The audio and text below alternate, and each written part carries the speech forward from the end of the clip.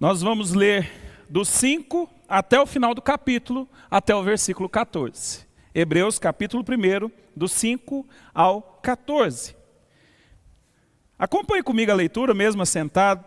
Mas antes da leitura, vamos orar mais uma vez para que o Espírito Santo ministre ao seu coração.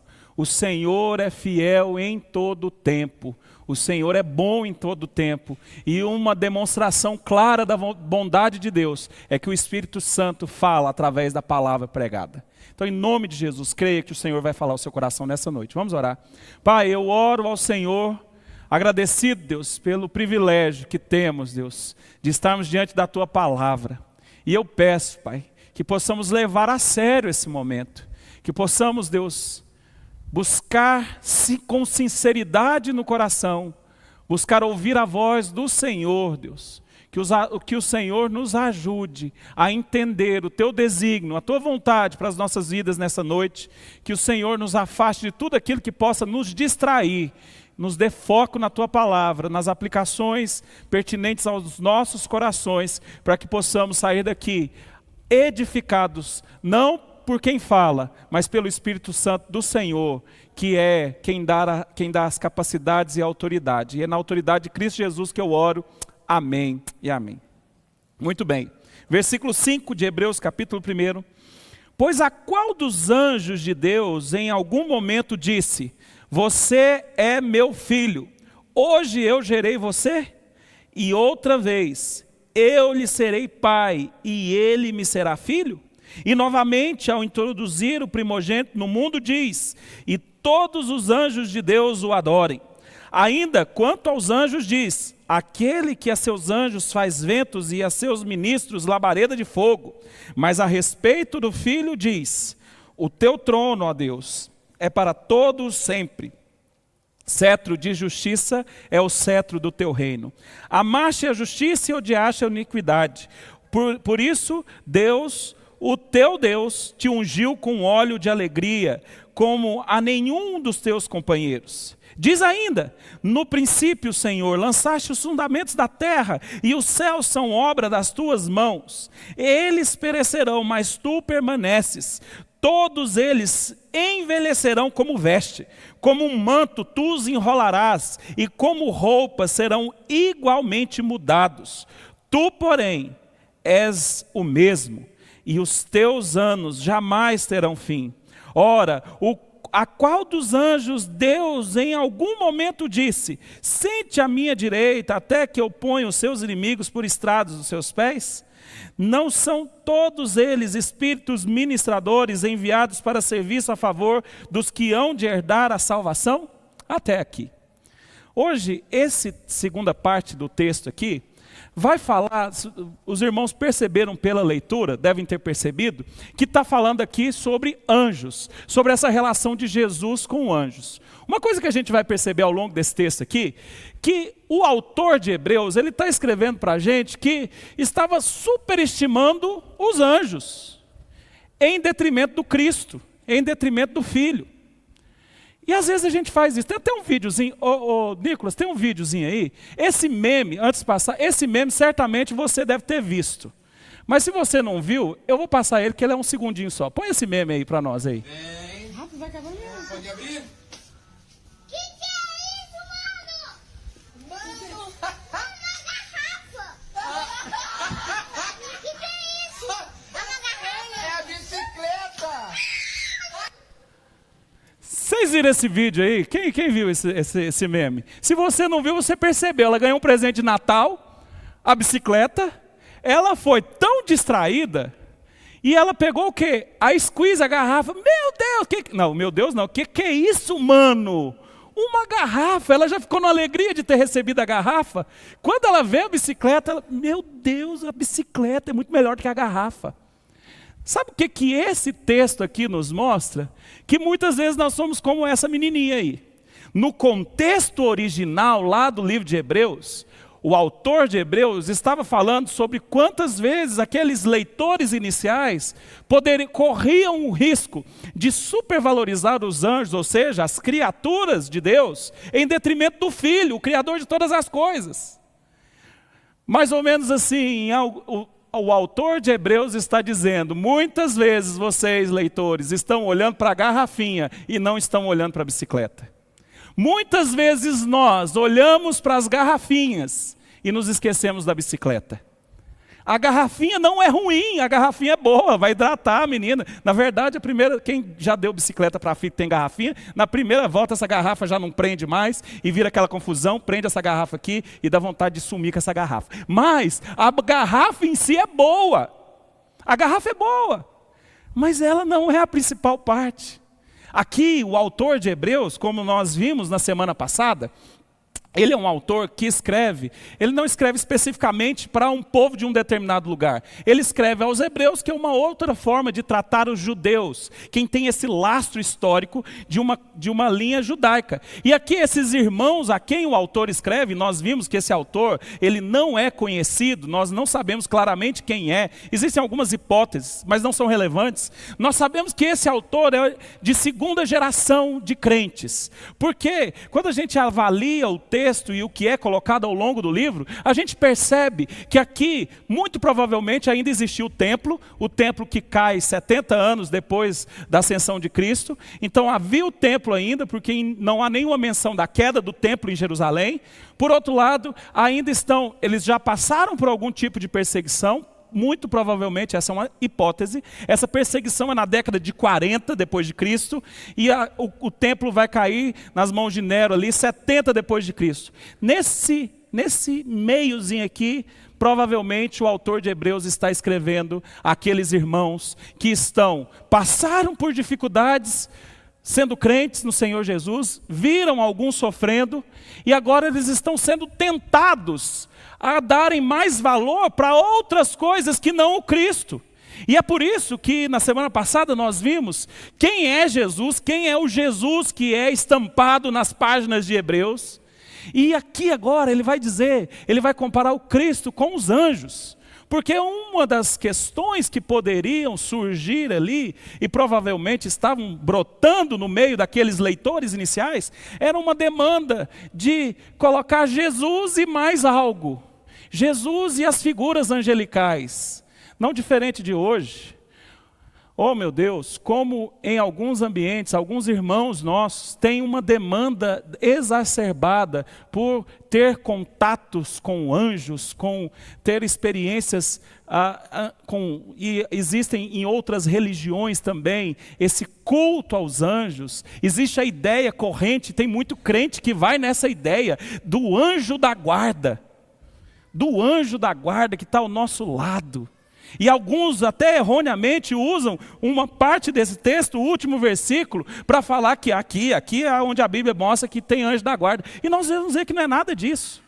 Agora, veja, como foi dito semana passada, o autor de Hebreus, ele é muito denso e profundo teologicamente. Aqui ele vai fazer um tratado aos leitores originais que eram hebreus, e esses leitores originais conheciam o Antigo Testamento, criam no Antigo Testamento como palavra de Deus, e é por isso que o autor de Hebreus vai trazendo citações e mais citações do Antigo Testamento para atestar que Cristo é superior aos anjos. E nessa noite nós vamos falar sobre essa superioridade de Cristo com relação aos anjos, porque os anjos são enviados, Cristo é o herdeiro, os anjos eles ministram, Cristo governa. E talvez o problema da sua e da minha vida não seja colocar os anjos em um lugar de muito prestígio, de prestígio maior do que eles realmente merecem. Talvez não sejam com anjos. Talvez, e nós vamos falar disso na prática, talvez outro elemento da criação do nosso Senhor Jesus tenha disputado espaço com Jesus na sua vida. E é sobre isso que nós vamos falar. Porque talvez você chegou aqui com o coração hoje e com um jeito de viver e com um jeito de enxergar a vida, onde Jesus, ele tem um lugar de importância na sua vida, mas tem algo que está tendo uma importância tão próxima, ou às vezes até superior a Cristo na sua vida. E aqui o autor de Hebreus está falando, Jesus é superior aos anjos, Jesus é superior a todos.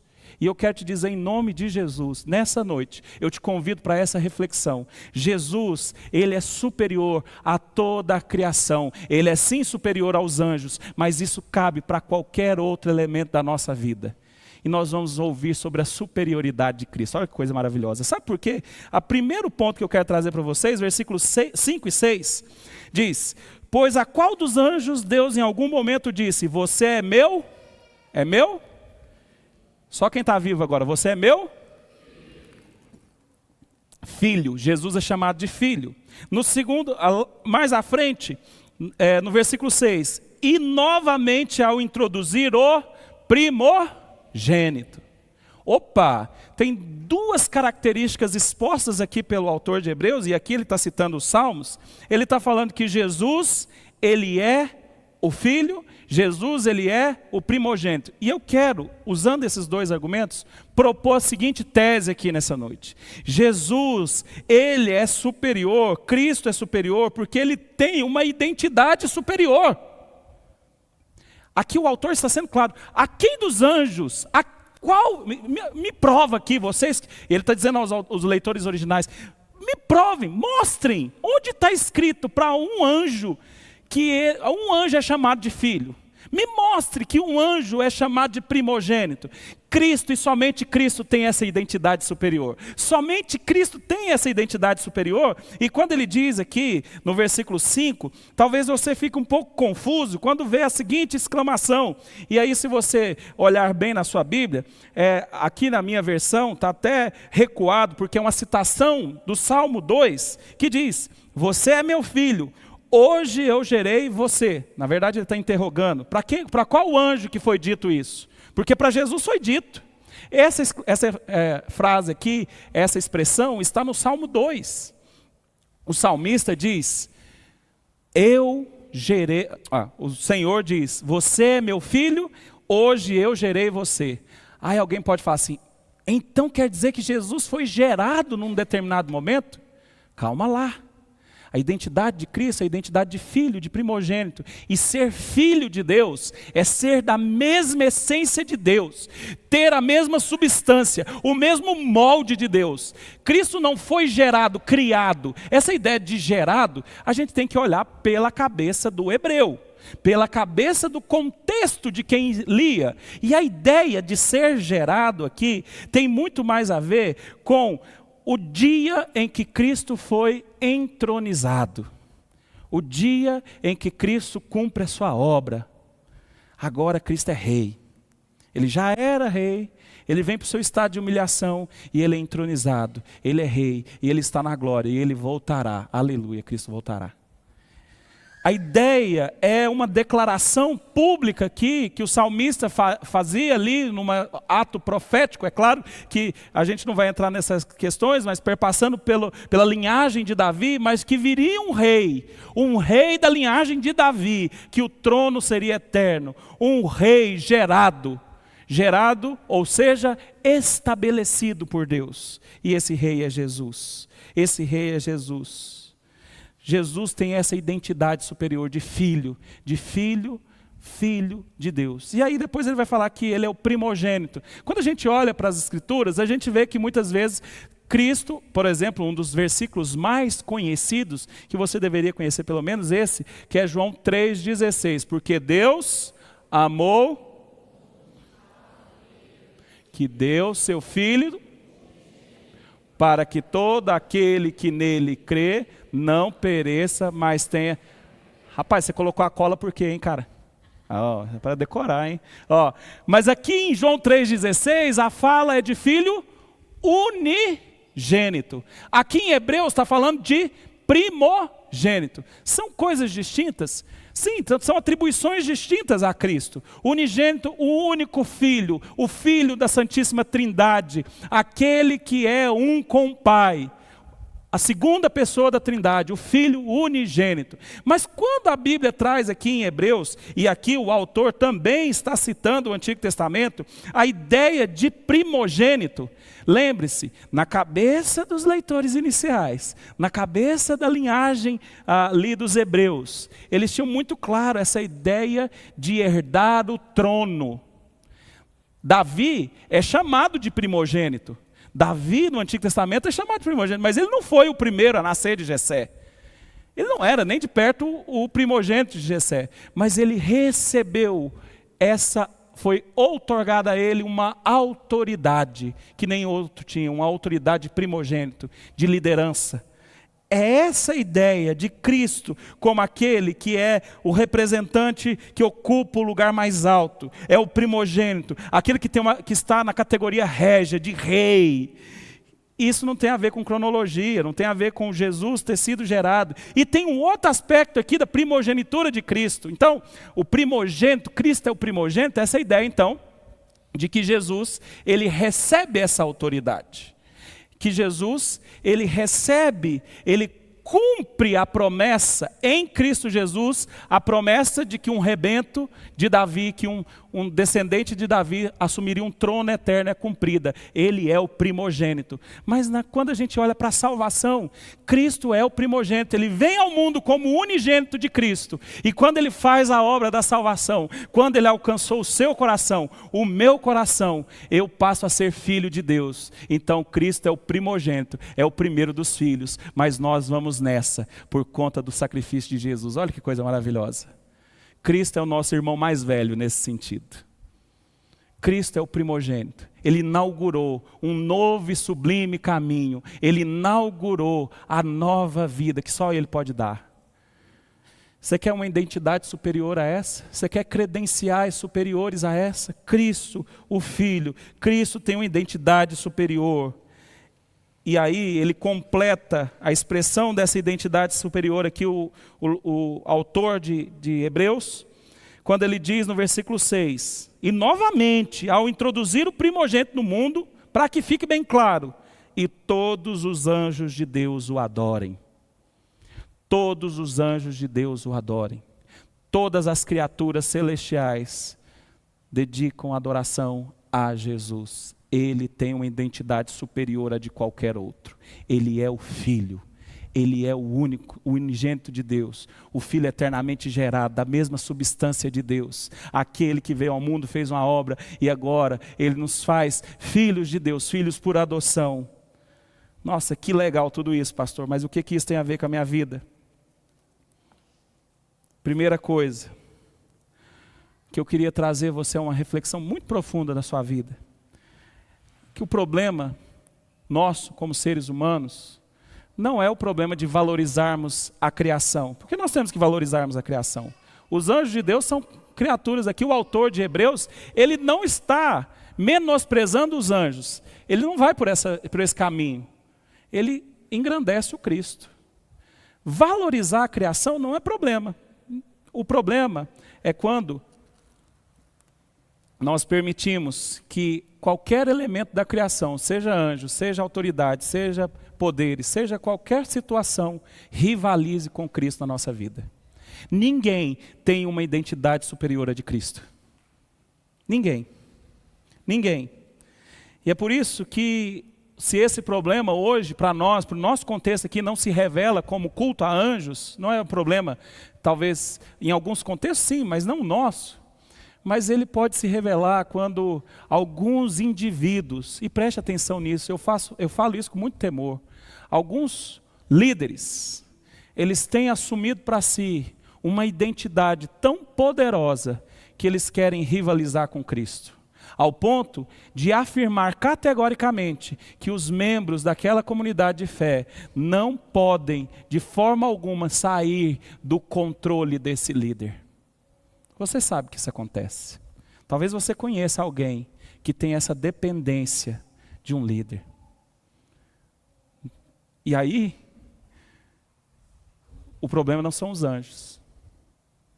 Muitas vezes o problema são homens. Às vezes o fascínio por experiências espirituais. O fascínio pelas conquistas que Deus nos dá. Colocar os nossos filhos como os nossos ídolos. A minha vida é para fazer meu filho dar certo. O meu filho, quantas vezes eu estou na escola, muitos aqui trabalham em escola, quantas vezes nós nas escolas ouvimos pais falando assim, meu filho para mim é tudo. Não, tudo para nós é Jesus Cristo. Ninguém tem uma identidade superior à de Cristo. Os nossos filhos são importantíssimos. Ocupam um lugar de prestígio no nosso coração, mas eles não podem ser tudo, porque isso é idolatria. O nosso cônjuge ocupa um lugar importantíssimo na nossa vida, mas não pode ser tudo na nossa vida, porque isso é idolatria. Identidade superior só Cristo tem, em nome de Jesus. Reflita sobre o seu coração, sobre onde você tem colocado a autoridade sobre a sua vida. Se é em Cristo Jesus, está tudo certo.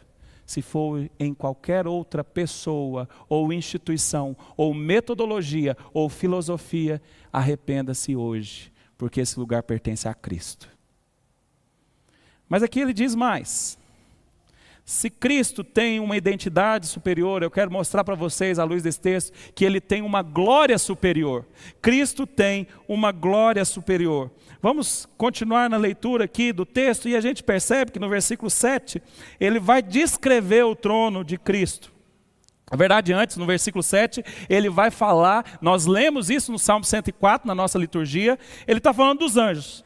Ainda quanto aos anjos, ou seja, ele mostrou a identidade do Cristo. Como Cristo tem identidade superior, como os anjos adoram. Aí ele vai falar dos anjos. Olha o que Deus diz a respeito dos anjos. Quanto aos anjos diz, aquele que a seus anjos faz ventos e a seus ministros labareda de fogo. O que é isso? Ele está dizendo que por mais que os anjos sejam preciosos, sejam criaturas importantes na história de Deus, que Deus criou, eles são como labareda de fogo. Mas aqui a ideia de labareda de fogo, diferente do que muita gente pensa, não é a ideia de que eles são poderosas labaredas de fogo. Não, ele está dizendo que é labareda de fogo e vento, ou seja, são passageiros, são nada perto do Cristo. Não tem a glória que Cristo tem. E a segunda coisa que eu queria dizer para nós, Cristo tem uma identidade superior, em primeiro lugar, mas em segundo lugar, Cristo tem uma glória superior. Cristo tem uma glória superior.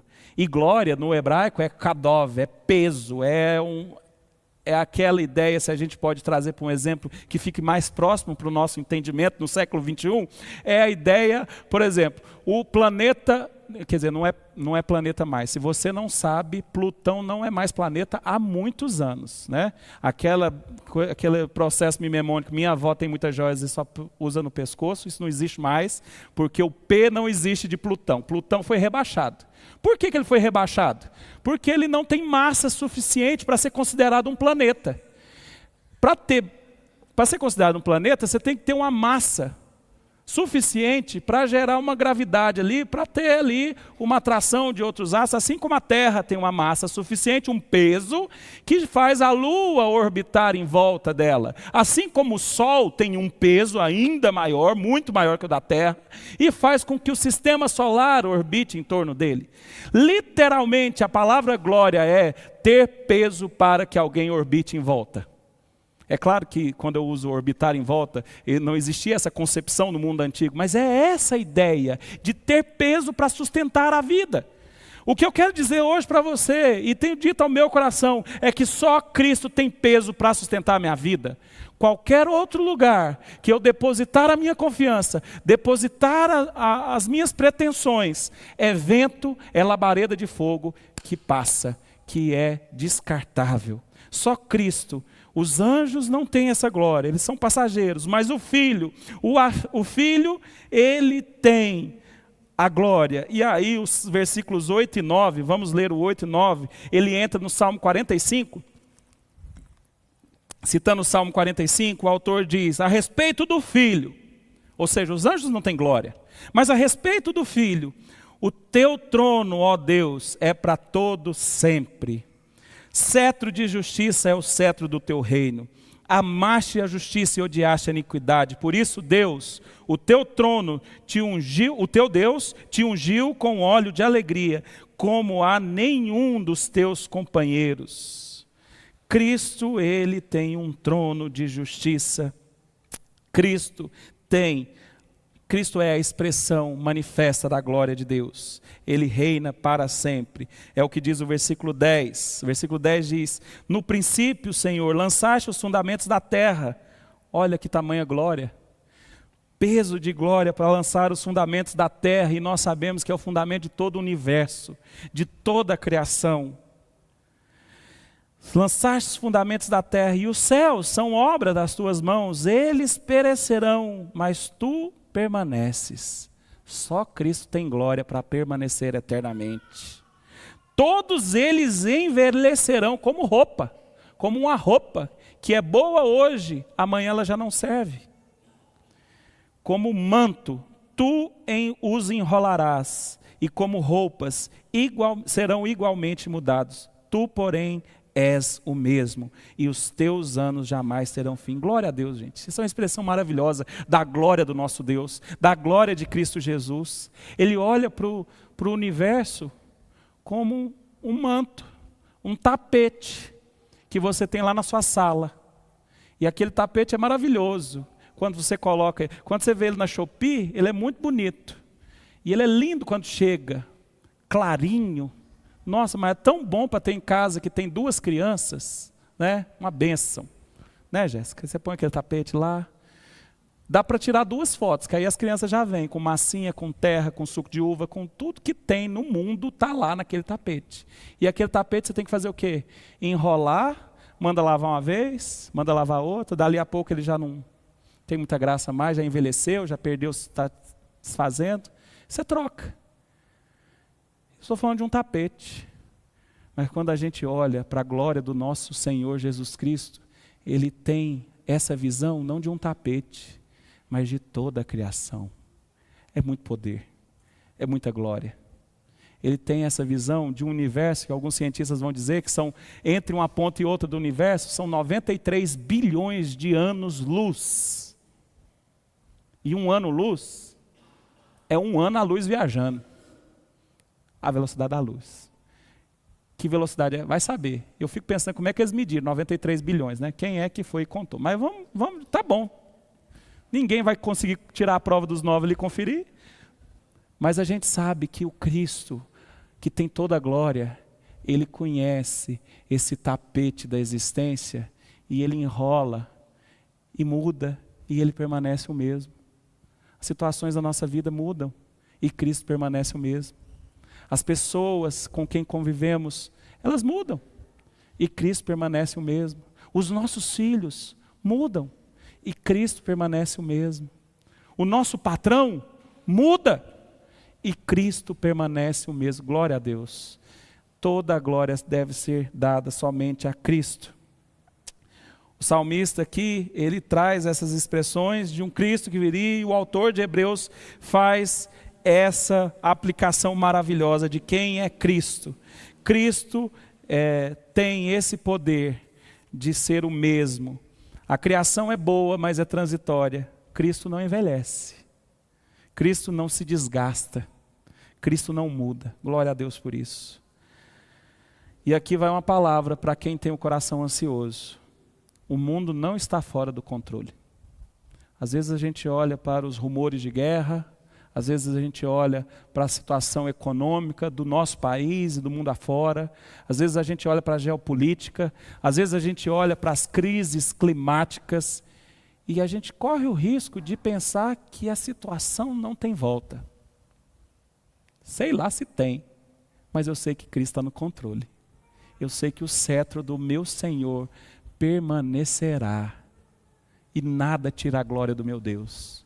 Não tem líder político nenhum que tira a glória do meu Senhor Jesus, não tem ideologia humana que tira a glória do nosso Senhor, não tem força do céu, da terra, dos anjos e demônios, não tem ninguém que tira a autoridade e a glória do nosso Senhor.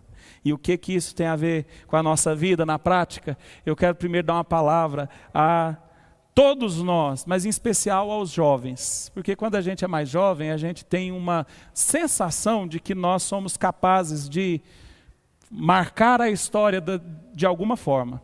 E a gente às vezes corre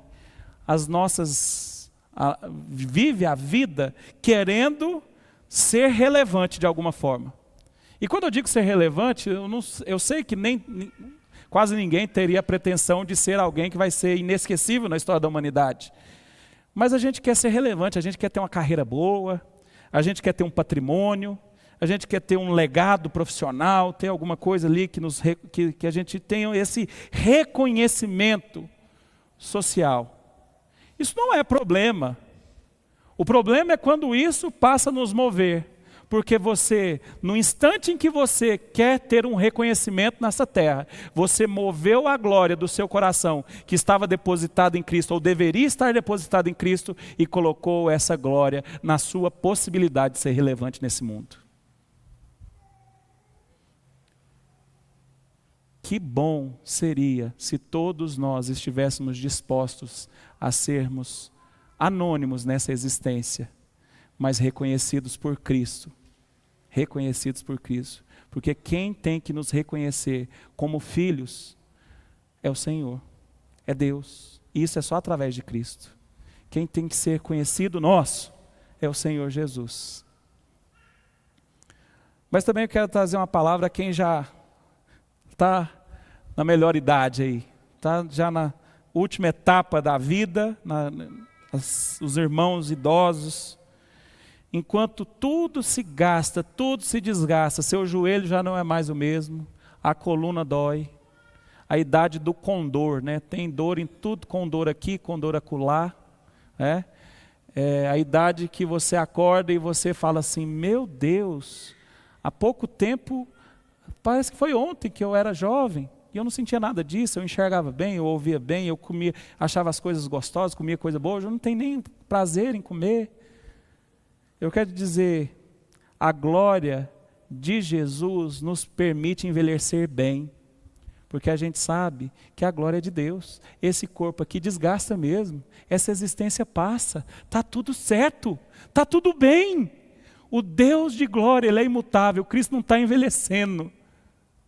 Nós vamos nos desgastando, como o próprio salmista diz, o autor de Hebreus disse, mas o Senhor Jesus permanece o mesmo, e é Ele que vai nos dar um corpo glorificado, de uma glória que pertence a Ele, que Ele vai compartilhar esse corpo glorificado com cada um de nós.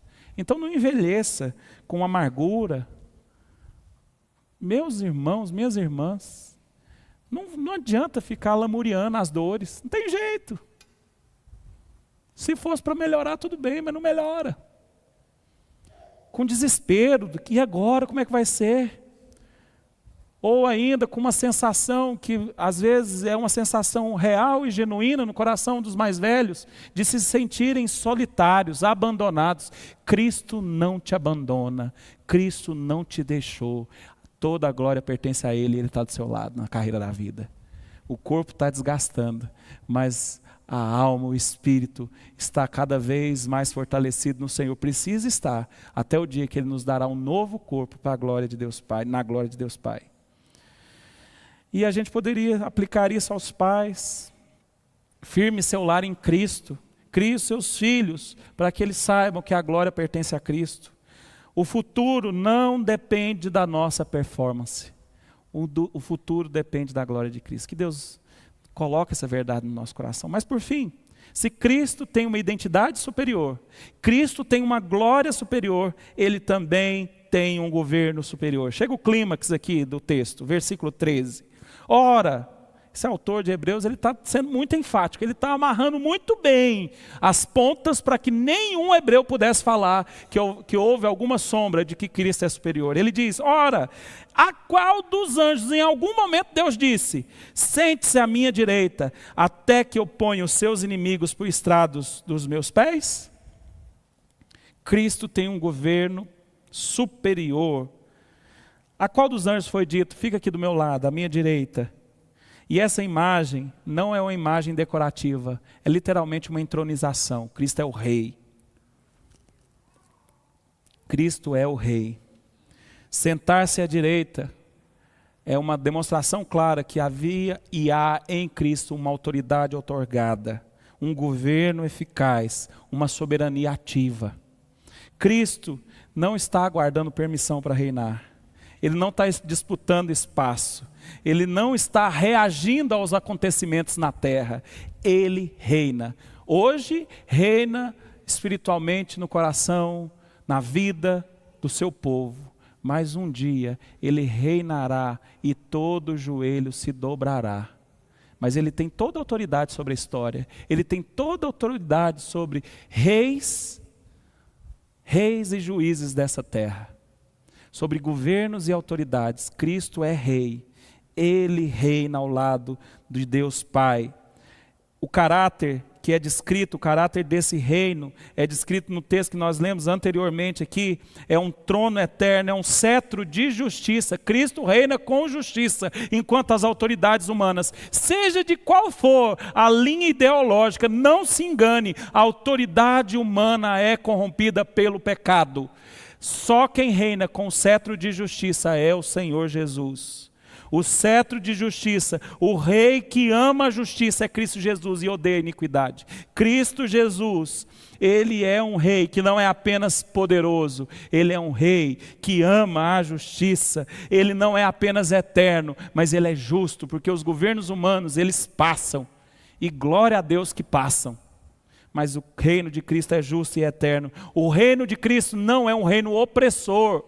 Cristo não é um rei opressor, mas Ele, como disse aqui, o texto que nós lemos, sobre o rei Jesus é derramado a unção da alegria. Ele é um reino marcado por alegria.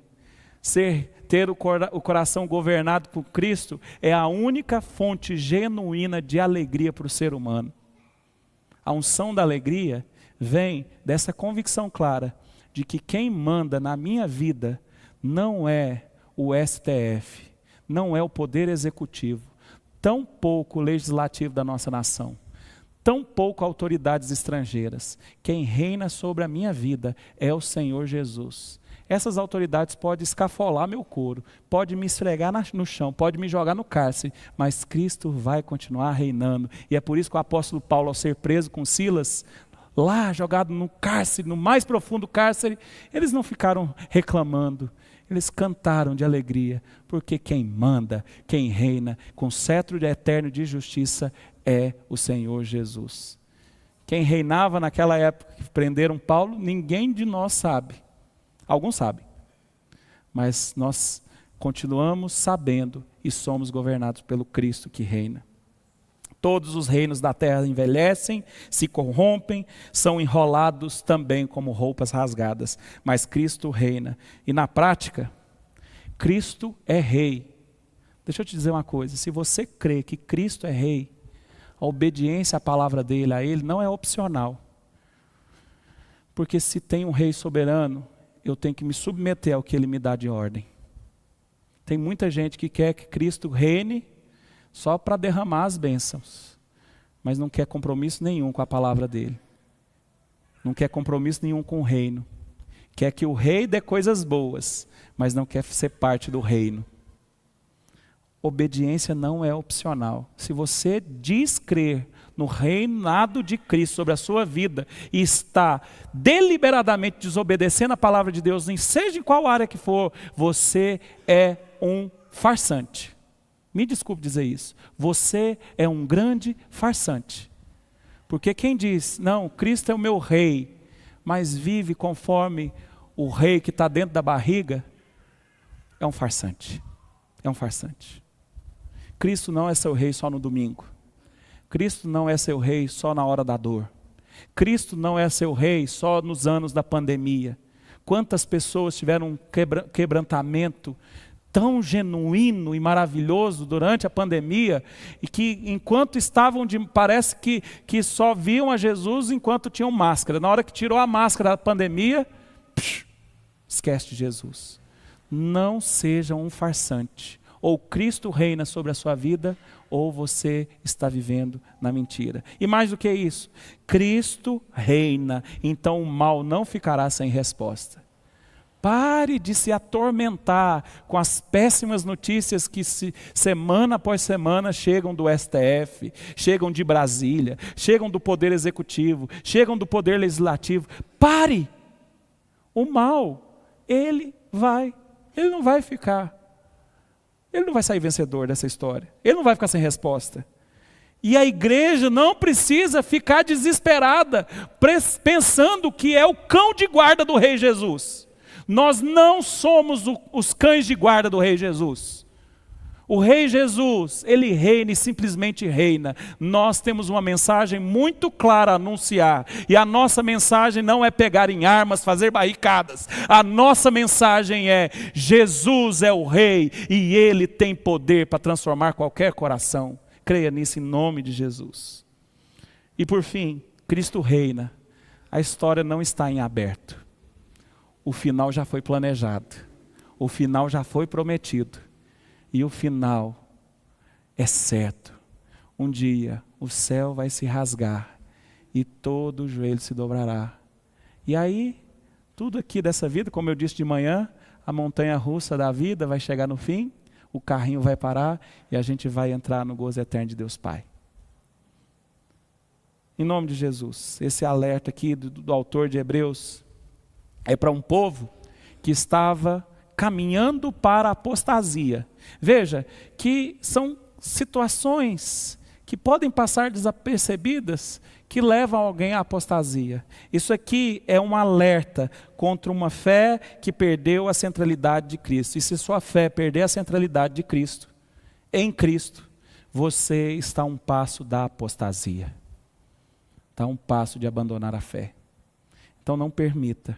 Lembre-se, Cristo é suficiente, Cristo é superior, Cristo é tudo. Ele tem uma identidade superior, Ele tem uma glória superior e o governo dele é superior a tudo e todos. Glória a Deus por isso. Se essas verdades não alegram o seu coração, você precisa conhecer melhor o Evangelho e o Cristo a quem você diz servir. Se essa mensagem soa como novidade para você, existe uma grande possibilidade de você ter um encontro genuíno com Cristo, desde que você creia que Ele é o Senhor, que Ele é quem pode governar a sua vida. Deixa o cetro de governo da sua vida nas mãos de Cristo, porque na sua mão não serve de nada. Vai passar como roupa velha, como tapete sujo que é descartado. Mas se Cristo governar a sua vida, a vida vai ter sentido. E a eternidade é uma convicção, é uma certeza. Que Deus nos abençoe. Vamos nos colocar de pé.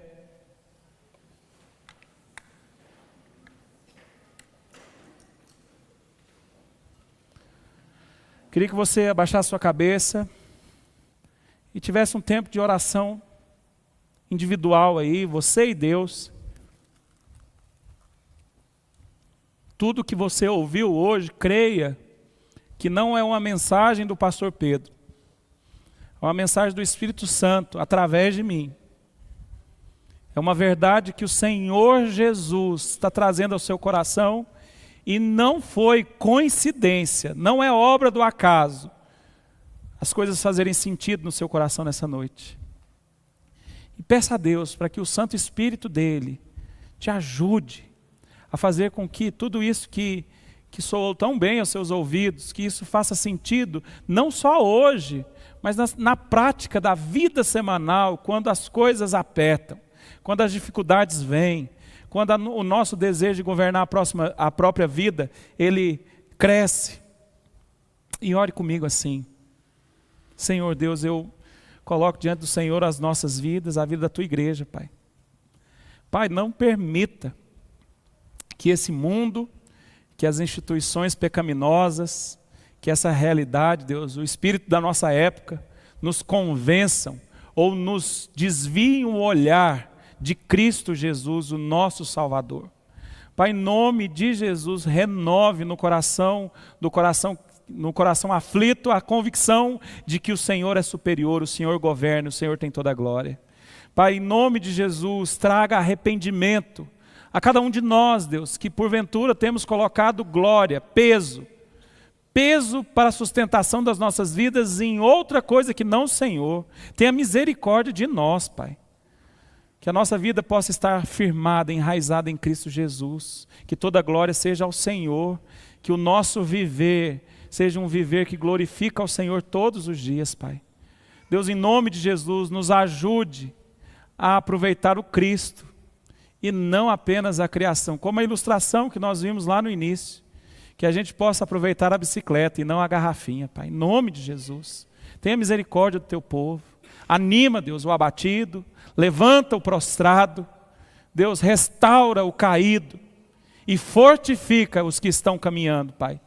Porque precisamos do Senhor e só o Senhor pode nos dar, Deus, um tempo de maior proximidade. Só o Senhor pode nos dar mais santidade. Nos ajude a obedecer a Tua palavra, a obedecer, Deus, aquilo que o Senhor propõe. Que as virtudes do reino sejam presentes em nossas casas, em nossas famílias. Que o Senhor nos abençoe em nome de Jesus. E agora, irmãos, que a graça do Senhor Jesus, o amor de Deus, o eterno Pai, e as eternas consolações e a comunhão do Espírito Santo de Deus repouse sobre todos que se reúnem aqui, sobre Israel de Deus espalhado sobre a face da terra, hoje e para todos sempre. Amém e amém. Amém. Pode se sentar. O Kepler tem um aviso ali do Ministério de Casais.